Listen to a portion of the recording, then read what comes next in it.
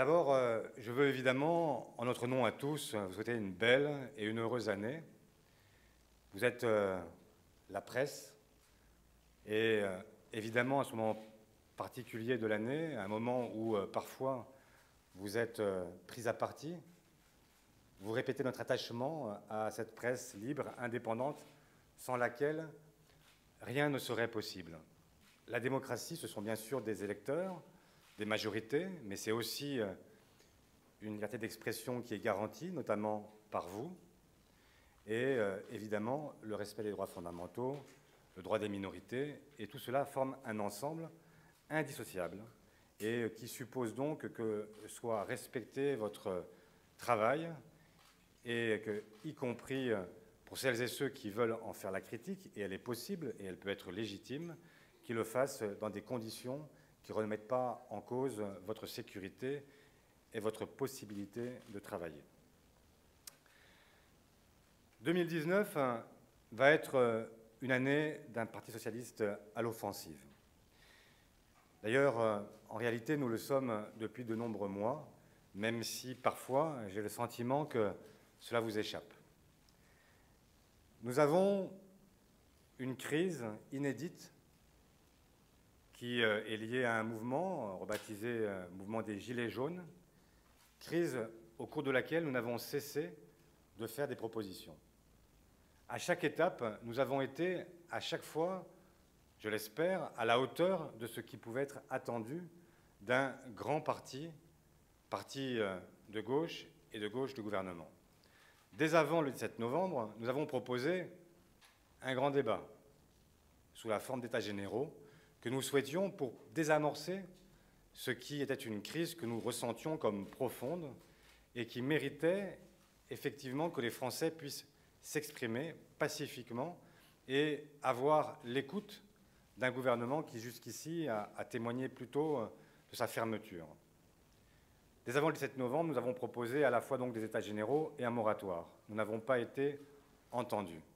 À un moment où, sans doute, l'ouverture d'un débat aurait permis d'éviter ces scènes et ces séquences qui se sont répétées depuis avec les actes 1, 2, 3, 4, 5, 6, 7, 8, 9, 10 samedi prochain.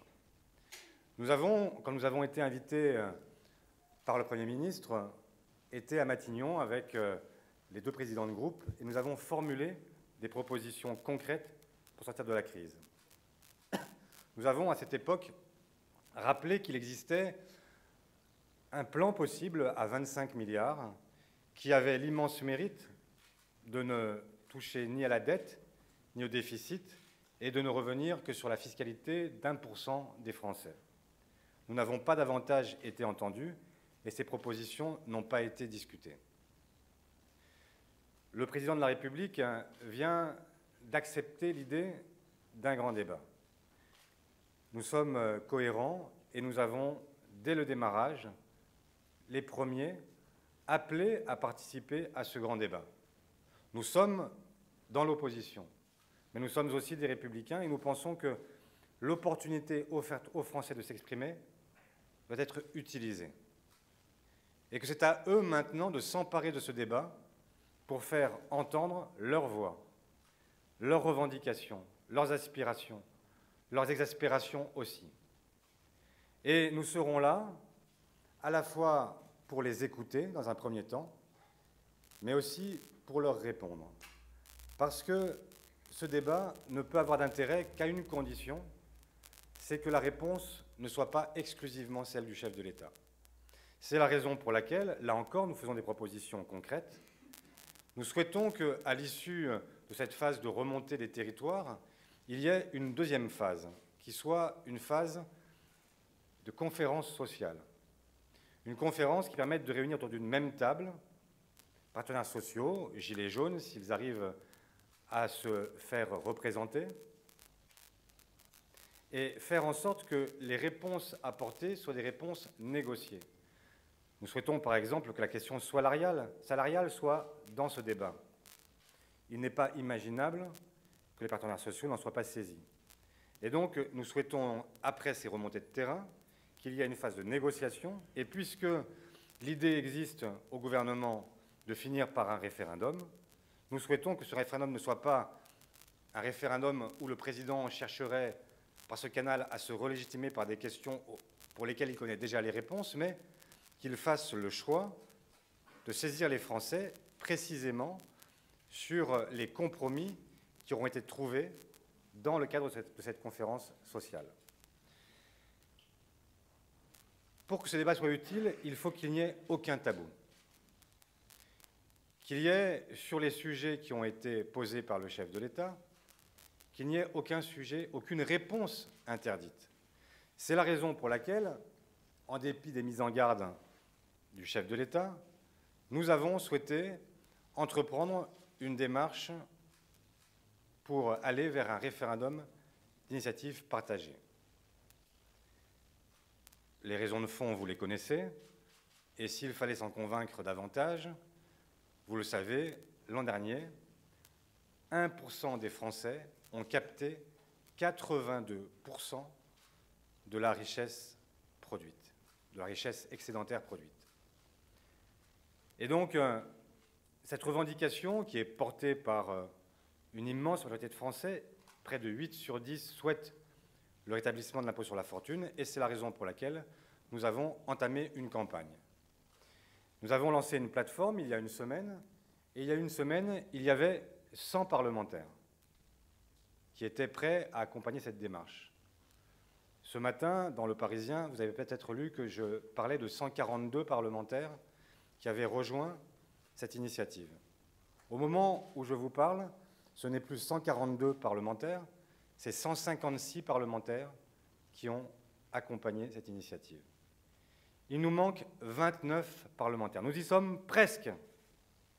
Et c'est la raison pour laquelle, ce matin, par votre intermédiaire, je lance un appel aux Françaises et aux Français qu'ils utilisent cette plateforme référendum-isf.fr et qu'ils l'utilisent pour interpeller leurs élus, qu'ils l'utilisent pour leur demander d'aller jusqu'au bout de la logique démocratique. On peut être pour, on peut être contre. Mais dans un moment comme celui que nous vivons, sur la question de la justice fiscale, les Français doivent pouvoir trancher.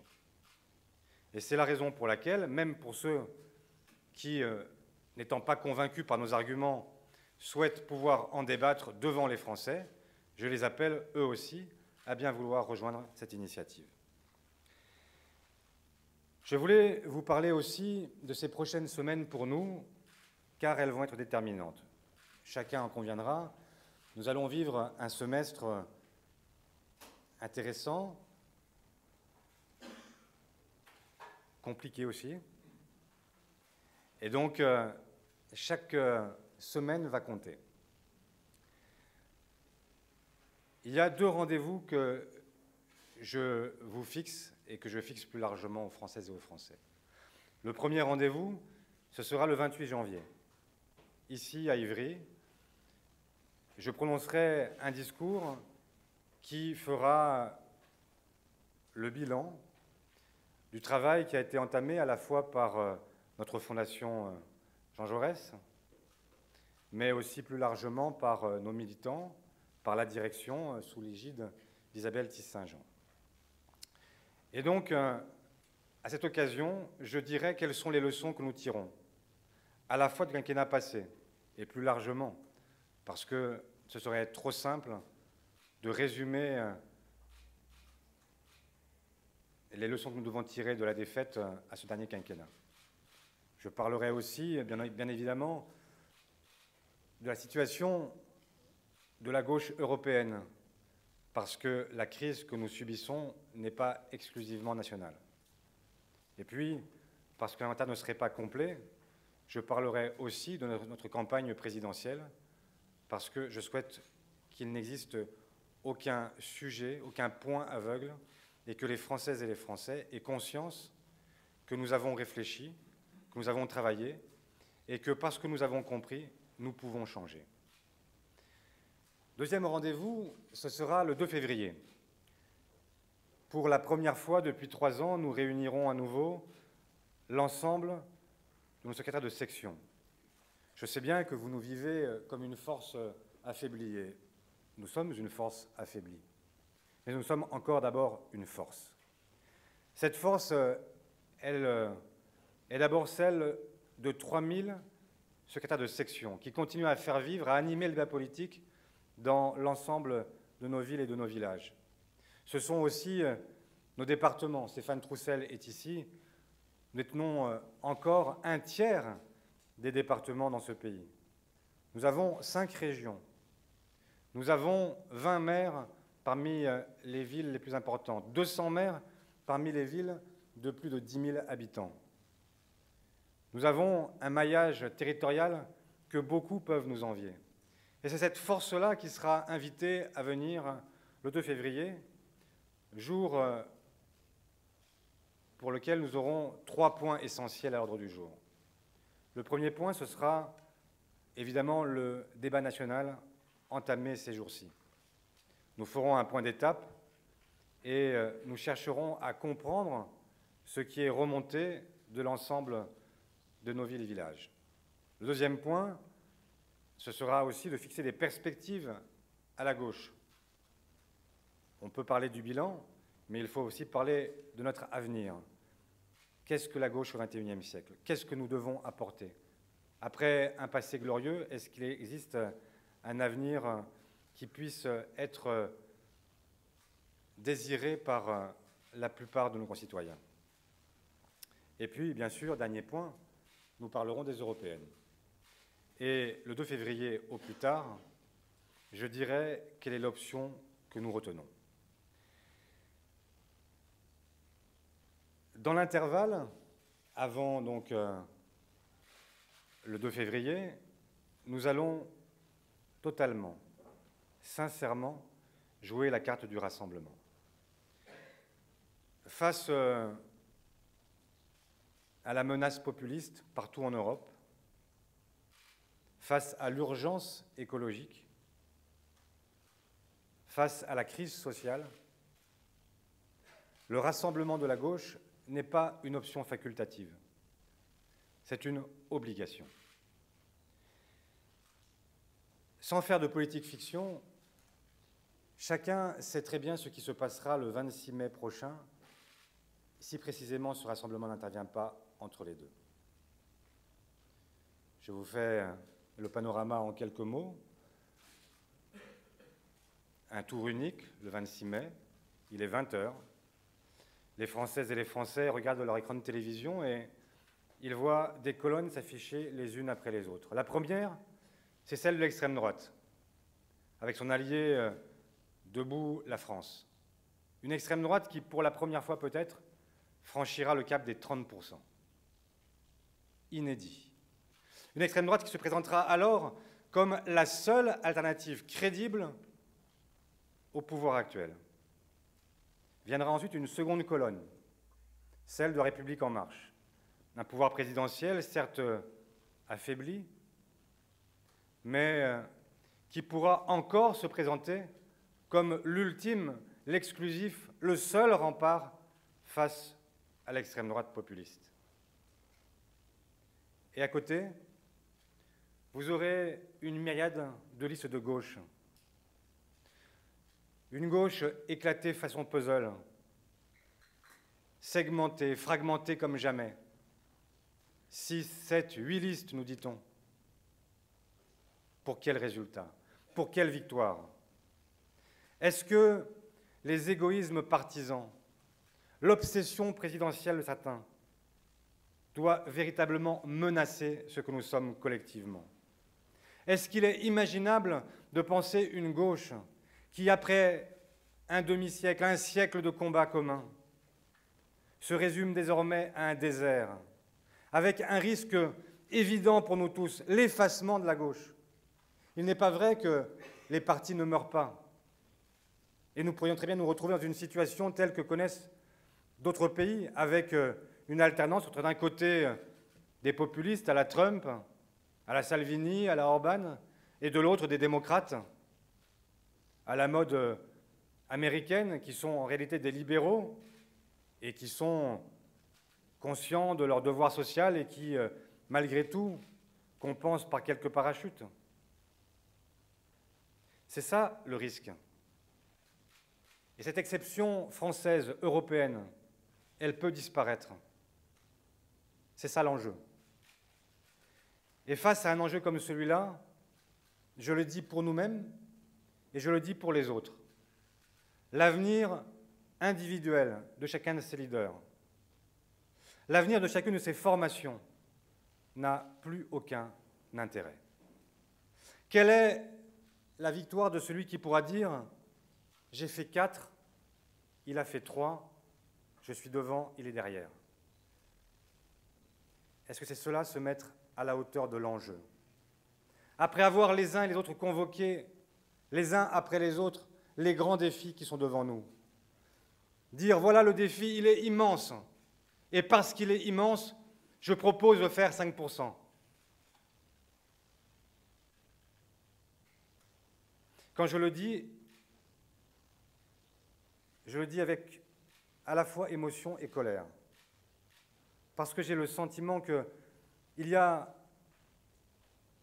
aujourd'hui une responsabilité pour cette nouvelle génération, qui peut être celle de la renaissance de la gauche, ensemble, mais qui peut être aussi celle qui éteint la lumière. Et moi, ce que je leur demande aux uns et aux autres, à Yannick Jadot, à Benoît Hamon et à tous les autres, ce n'est pas simplement de vouloir raccommoder les gauches d'hier. Ce que je leur demande, c'est de faire en sorte de s'unir dans des combats communs. Non pas d'abolir nos divergences, elles existent, mais de prendre conscience du fait que, malgré ces divergences, si nous voulons changer l'Europe, si nous voulons changer la France, alors cela suppose de se rassembler. Ensemble, nous pouvons être les challengers de la République en marche. Expliquer aux Français que l'alternative n'est pas simplement l'extrême droite. Divisés, nous ne serons plus rien, ni les uns ni les autres. C'est la raison pour laquelle nous avons répondu positivement, avec enthousiasme, à l'initiative portée par Place Publique. Place Publique, ce n'est pas le plus grand parti de la gauche. Ce n'est pas le plus ancien, ce n'est pas le plus ancré. Et nous aurions pu faire comme toujours, traiter par le mépris ces nouveaux venus, considérer qu'ils étaient des obstacles ou qu'ils étaient bien prétentieux à vouloir nous rassembler, alors que, sur le plan électoral, ils n'ont pas encore fait leurs preuves. Ça, c'est l'ancien monde. C'est considérer que tous ceux qui émergent doivent d'abord faire leurs preuves pendant 20 ou 30 ans avant d'avoir le droit à la parole. Nous avons fait le choix strictement inverse. Oui, il y a 3 personnes qui incarnent ce mouvement, Raphaël Glucksmann, l'essayiste, Claire Nouvian, l'activiste écologiste, et Thomas Porcher, l'économiste atterré. Nous aurions pu considérer que ce qu'ils avaient pu écrire ou dire avait parfois pu être blessant pour nous-mêmes. Mais nous avons pensé l'inverse. Nous avons pensé que nous devions être capables, y compris, de dialoguer avec des gens qui nous avaient critiqués. Nous devions être capables d'avoir cette force d'âme, de comprendre que peut-être parfois on pouvait avoir besoin de plus petits que soi. Nous sommes tout près de la rue Molière, pardon de convoquer La Fontaine. Mais